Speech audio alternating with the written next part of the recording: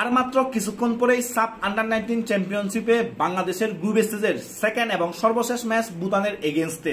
আর আমরা অলরেডি কিন্তু বাংলাদেশের স্টার্টিং 11 পেয়ে গেছি।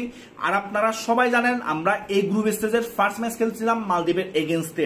ওই ম্যাচে আমরা ফার্স্ট হাফে ভালো খেলছি এবং 2 গোলের লিড নিছি, কিন্তু তারপরেও আমরা ম্যাচটা 2-2 গোলে সমতায় রেখে শেষ করি, যার কারণে কিন্তু ওই ম্যাচ থেকে আমরা একটা পয়েন্ট নিই মাত্র। যার কারণে এই ম্যাচটা আজকে আমাদের অবশ্যই জিততে হবে। এই ম্যাচে আমরা জিততে না পারলে আমরা হয়তোবা সেমিফাইনালের জন্য কোয়ালিফাই করতে পারবো না। আর আজকের স্টার্টিং 11-এ কোনো প্রকার চেঞ্জ আনে নাই গোলাম রাব্বানী ছোটন। আমরা ফার্স্ট ম্যাচে মালদ্বীপের এগেইনস্টে যে স্টার্টিং 11 নিয়ে স্টার্ট করছিলাম, ঠিক সেম স্টার্টিং 11 নিয়ে আমরা আজকে ভুটানের এগেইনস্টে স্টার্ট করব।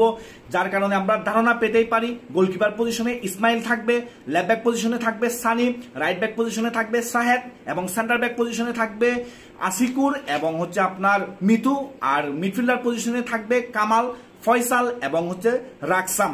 আর লেফট উইং পজিশনে থাকবে সুমন, রাইট উইং পজিশনে থাকবে আপনার মোর্শেদ আলী এবং সেন্টার ফরওয়ার্ড পজিশনে থাকবে আরাফাত কাজী। এখন দেখা যাক মালদ্বীপের এগেইনস্টে আমরা ড্র করছি, এখন এই স্টার্টিং 11 নিয়ে আমরা ভুটানের এগেইনস্টে কিরকম পারফরমেন্স করতে পারি। আর আবারও বলে রাখি, ভুটানের ম্যাচটা কিন্তু আমাদেরকে অবশ্যই জিততে হবে, তা না হলে আমরা হয়তোবা সেমিফাইনালের জন্য কোয়ালিফাই করতে পারবো না।